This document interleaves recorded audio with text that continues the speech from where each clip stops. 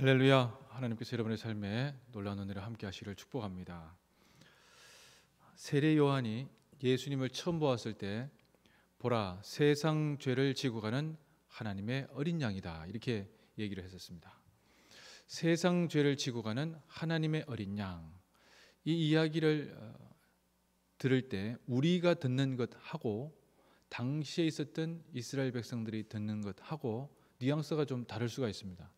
우리 이제 익숙하니까 어린 양 예수 그리스도 이렇게 생각하지만 그 이야기를 듣는 이스라엘 사람들은 유월절 어린 양인데 왜 하나님의 어린 양이라고 하지? 이렇게 생각했을 거라는 거죠.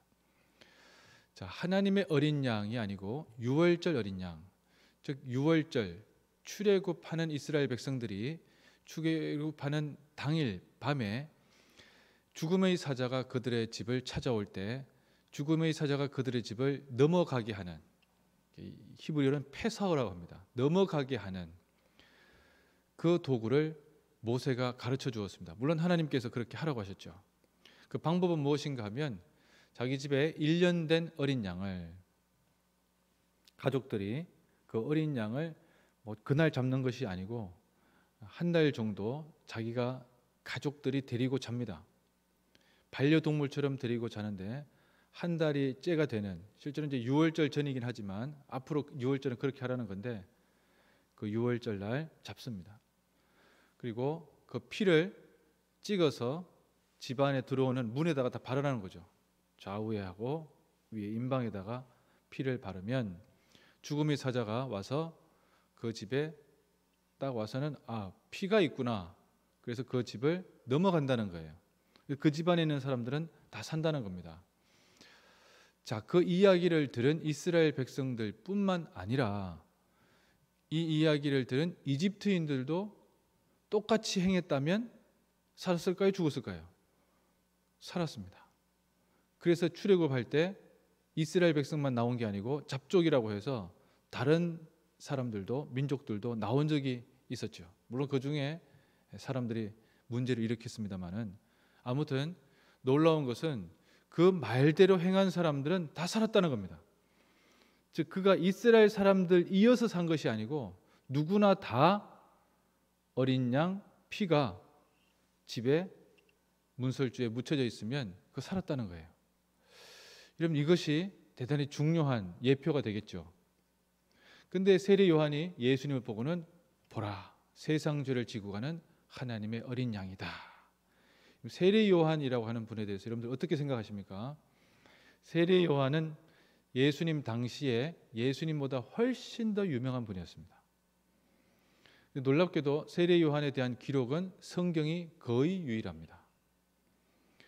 세례 요한은 세례 운동을 통해서 소위 말하는 정풍 운동을 일으킨 사람이거든요.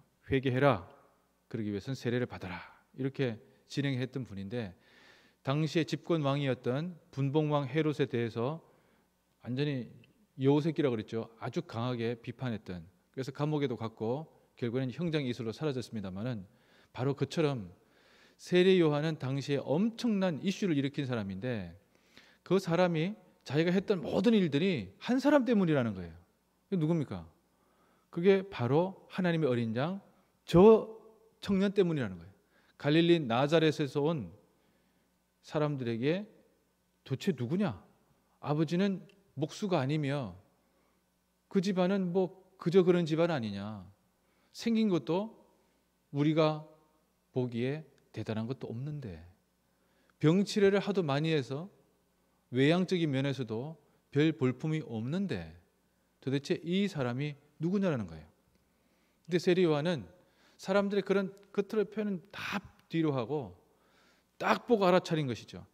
하나님께서 나에게 광야에서 외치는 자의 소리가 되라고 말씀하셨던 그 사명의 존재 이유, 내 존재 이유가 바로 이분이라는 사실을 딱 보고 알았고, 그뿐만 아니라 이분이야말로 하나님의 어린 양이구나. 내가 지금 베푸는 세례라고 하는 것, 물로 베푸는 세례, 회개, 죄를 씻는 죄 사함을 위한 세례라고 하는 것은 한정적이라고 하는 것 잘 알고 있었고, 그래서 영원한 죄 사함을 우리에게 가져다 줄 유일하신 분 예수 그리스도, 바로 이분이구나 라고 하는 것을 알았다는 겁니다. 세례 요한은 창세기부터 시작해서 말라기까지 이어지는, 요한계시록 아직 나올 때 아니었죠. 그때까지 이어지는 성경의 역사가 바로 이 한 사람, 이 하나님의 아들 예수 그리스도에게로 향하고 있다는 사실을 보자마자 알았다는 거예요. 그래서 이 사람이, 이 요한이 대단하다는 겁니다. 누구를 딱 볼 때 이 사람이야말로 하나님의 사람이구나. 누가 그걸 알 수 있어요? 하나님께서 주신 지혜가 아니고서는 알 수가 없죠. 이것이 세리 요한이 예수님에게서 그는 사람이 낳은 아들 중에서 최고로 대단한 자다. 그래서 천국에서는 제일 부족할 수 있다 말씀하셨지만, 여러분 사람이 낳은 자들 중에서 아브라함은 어디 가고 다윗은 어디 가고 솔로몬은 어디 간 겁니까? 세리 요한이라는 자가 왜 위대한 겁니까? 그런 예수 그리스도를 알아보았다는 거예요.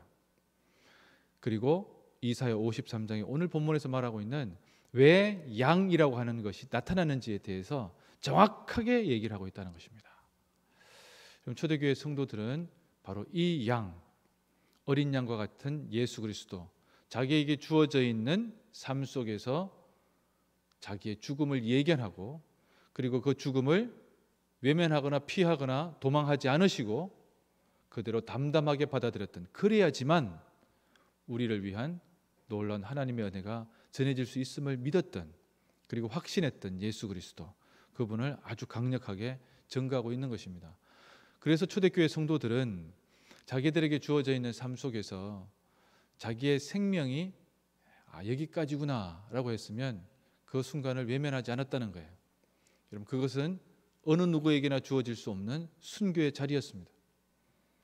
우리가 이 세상의 삶을 살아갈 때 우리는 생명 연장의 소위 말하는 꿈을 꾸고 계속 무엇인가 도모하고, 때로는 운동도 하고, 때로는 약도 먹고, 때로는 몸에 좋다 하는 거 어떤 것도 하고, 심지어는 침이 안 걸리려고 어떤 분들은 고스톱도 치고 다 하죠. 여러분, 그러나 그런 것과 별로 관계가 없습니다. 중요한 것은 내가 하나님의 뜻을 내 삶 속에서, 아버지의 뜻이라면 제가 이 잔을 달게 받게 해 주십시오 라고 기도하는 예수님의 모습으로 나갈 수 있을 것인가. 언젠가는 우리에게 때가 올 터인데 그 때를 우리가 분별할 수 있는가. 여러분, 가장 깊게 우리가 기도해야 되는 것은 바로 이 대목입니다. 내게 주어져 있는 기회, 내게 주어져 있는 삶, 내게 주어져 있는 이 인생 속에서 하나님의 때가 내 삶 속에서 이루어지는 것, 그리고 하나님의 때를 간절히 바라고 간구하며 그때가 이루어지기를 위해서 언제든지 준비되어 있는 것, 그리고 그때가 된다면 마치 어린 양 예수 그리스도와 같이 피하거나 외면하거나 또 다른 방법을 모색하는 것이 아니라, 주님 그렇게 하겠습니다. 이런 그것이 죽음이 아니어도 되지만 결정적인 시간이 있습니다. 그런 시간을 우리가 분별할 수 있게 해달라고 주님께 간구해야 될 줄로 믿습니다. 그렇게 될 때 하나님께서 주시는 놀라운 은혜가 이 세상에 줄 수 없는 것이 우리에게 임할 줄로 믿습니다. 그렇게 하도록 합시다. 기도하겠습니다.